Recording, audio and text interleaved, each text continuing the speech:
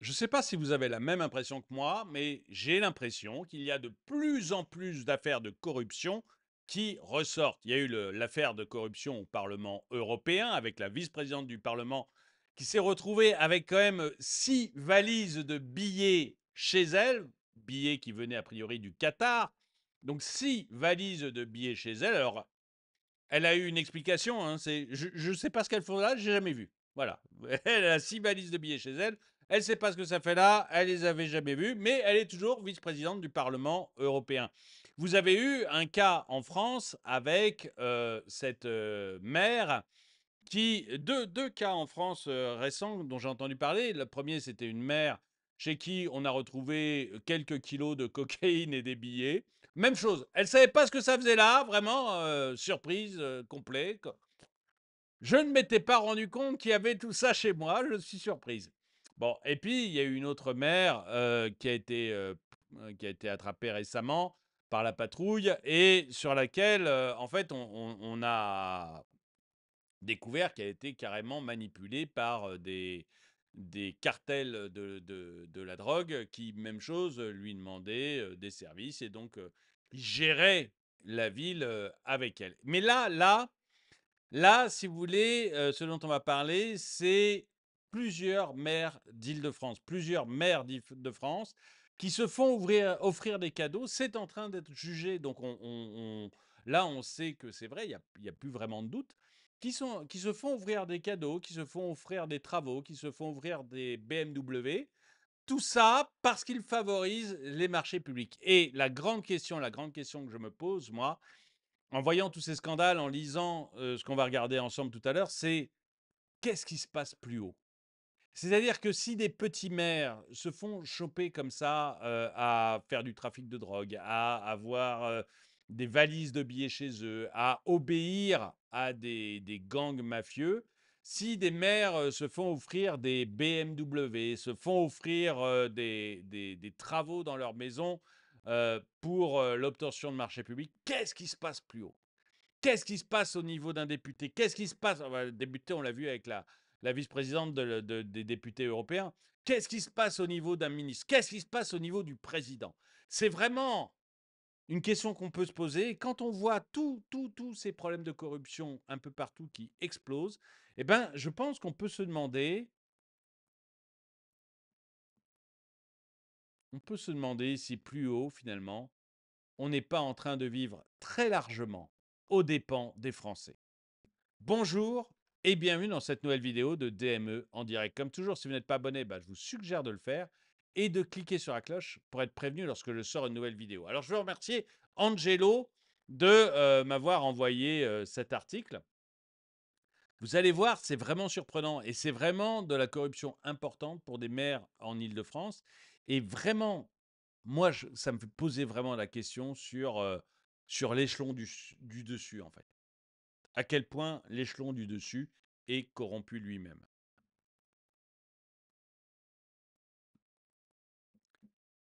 La récente mise en lumière d'un vaste dossier de malversation présumée dans la région Île-de-France révèle une corruption endémique au sein des administrations municipales.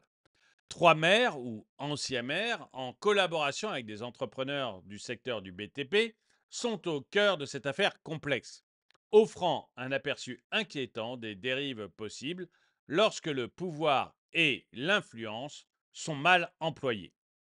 Le tribunal correctionnel de Paris, engagé dans un procès depuis le 13 mai, a concentré ses premiers débats sur les infractions reprochées à l'ancien préfet Alain Gardère. Donc on a quand même un préfet là, hein. Celui-ci est soupçonné d'avoir accepté divers cadeaux en échange de services rendus.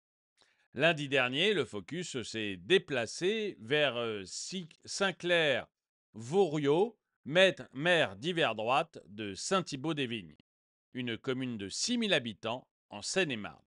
M. Vaurio, âgé de 75 ans, est accusé de recel d'abus de biens sociaux et de trafic d'influence. Les transactions occultes, travaux gratuits et rémunérations suspectes. En 2010, Sinclair Vaurio a fait réaliser des travaux d'agrandissement de son domicile évalués à au moins 150 000 euros. Cependant, la majorité de ces travaux furent offerts gratuitement, en faveur, une faveur attribuée par France Pierre, un promoteur immobilier. Les entreprises ayant participé à ces travaux étaient des sous-traitants habituels de France Pierre. Parallèlement, ce promoteur obtenait un permis de construire pour un projet immobilier dans la commune de M. Vouriot. Donc là, clairement, on a l'impression que M. Vouriot, que je ne connais pas, a octroyé un permis de construire contre le fait d'avoir 150 000 euros de travaux chez lui. L'interrogatoire de M. Vouriot par le tribunal a révélé des incohérences flagrantes. L'édile a reconnu n'avoir payé qu'une facture mineure de moins de 4 500 euros. Il se fait faire 150 000 euros de travaux et il paye 4 500 euros.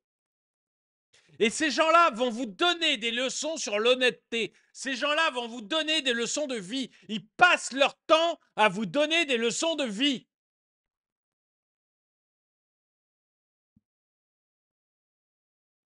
À vous dire comment bien penser. Est-ce qu'il y a un moment, il n'y en a pas marre quand même?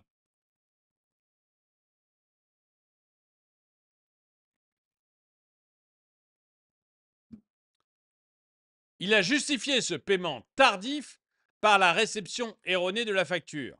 De plus, il a admis que l'architecte ayant travaillé sur son projet personnel était habituellement employé par la municipalité et qu'il ne l'avait pas rémunéré pour ses services.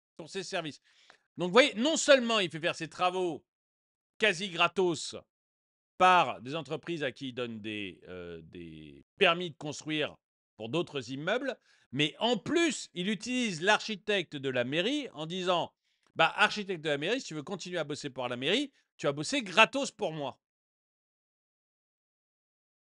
Enfin, c'est de la corruption, je suis désolé, c'est de la corruption. Ces révélations soulignent une culture de service rendu qui a prévalu à l'époque. Conflit d'intérêts et rémunération occulte.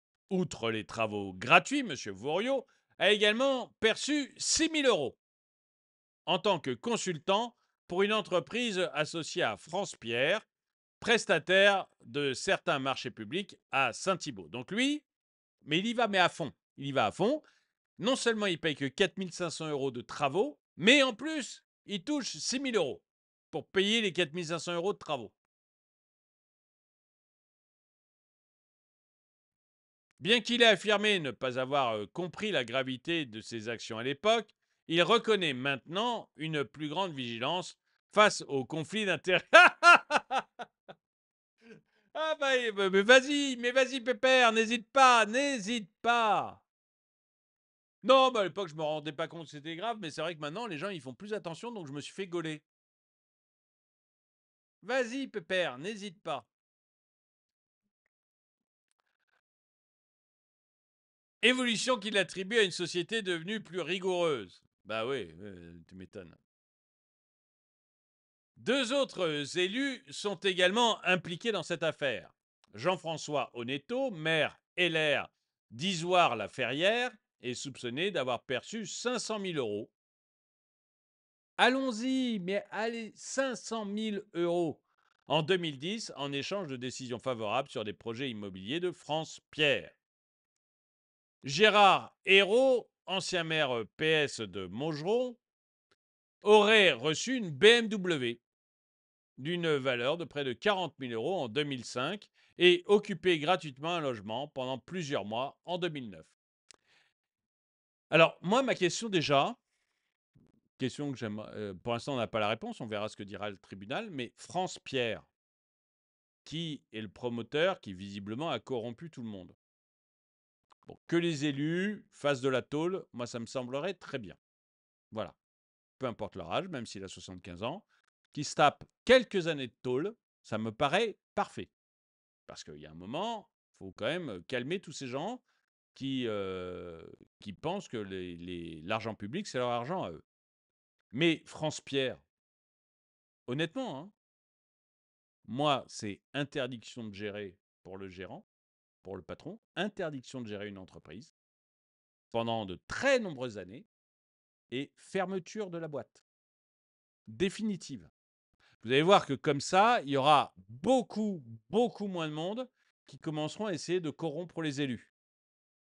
Parce que si la sanction, c'est toi, tu es interdit de gérer, un, peut-être même qu'on te fout en tôle, ça serait pas mal. Deux, trois, la boîte, elle est liquidée. Je peux vous dire que ça va calmer tout le monde. Tout le monde. Il y a un moment, il faut savoir calmer les gens, hein. Quand ça devient comme ça endémique et que vous avez des élus qui prennent 500 000 euros au passage, une BMW, la possibilité d'occuper un des logements gratos, des travaux pour 150 000 euros chez lui que finalement il ne va jamais payer. Enfin, vous voyez, il y a un moment, il faut calmer tout le monde. Une corruption institutionnalisée. Cette affaire illustre une tendance préoccupante où des élus utilisent leur pouvoir pour obtenir des avantages personnels significatifs. Une statistique des transactions sont accablantes.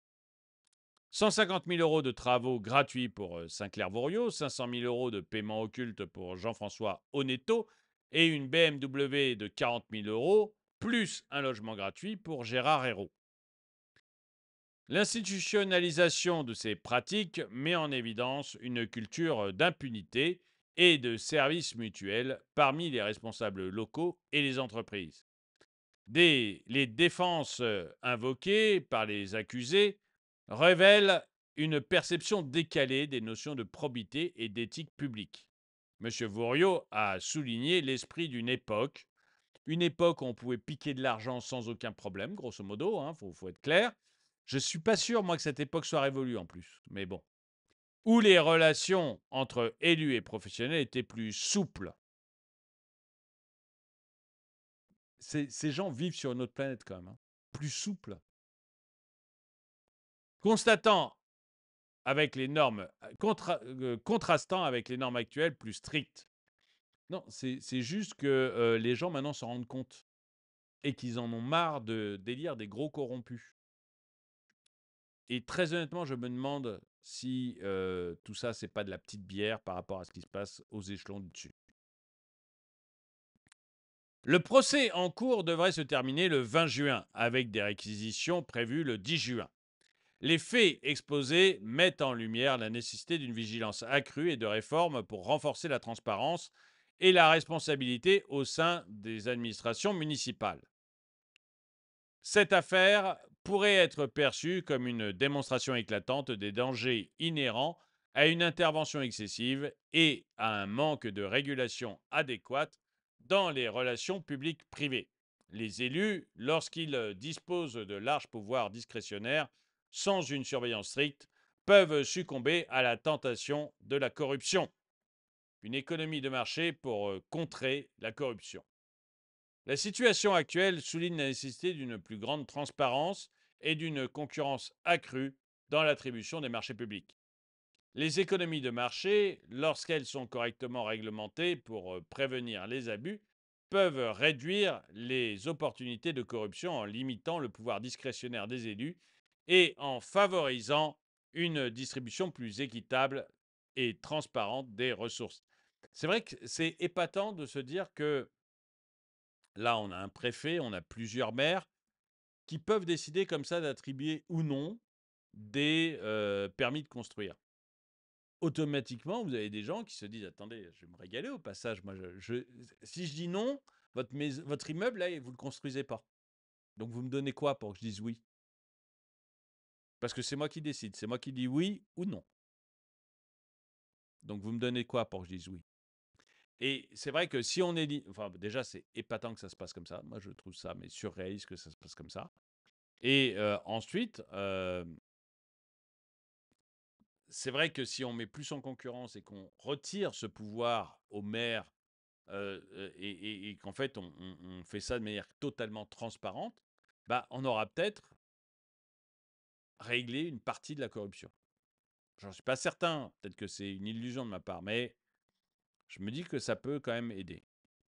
L'exemple de Sinclair-Voriot et de ses confrères démontre que sans des mécanismes de contrôle robustes, les systèmes politiques et économiques peuvent devenir vulnérables aux abus de pouvoir.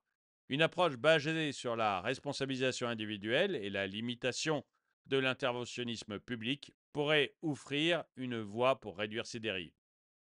L'affaire des maires corrompus en Île-de-France n'est pas seulement une question judiciaire. Elle soulève des questions fondamentales sur la gouvernance locale et la nécessité d'une vigilance continue contre la corruption. En privilégiant une approche de marché libre et concurrentiel, tout en renforçant des mécanismes de surveillance et de transparence, nous pourrions peut-être prévenir de telles dérives à l'avenir. Les citoyens et les décideurs doivent rester attentifs et exigeants pour garantir que le pouvoir est exercé de manière juste et responsable au service de l'intérêt public et non de l'intérêt personnel. Ben écoutez, j'aimerais bien savoir ce que vous en pensez. Déjà, est-ce que vous pensez que c'est quelque chose de systémique ou que c'est juste ces quelques maires là qui se sont fait choper, mais que la lumière générale, ils sont tous honnêtes?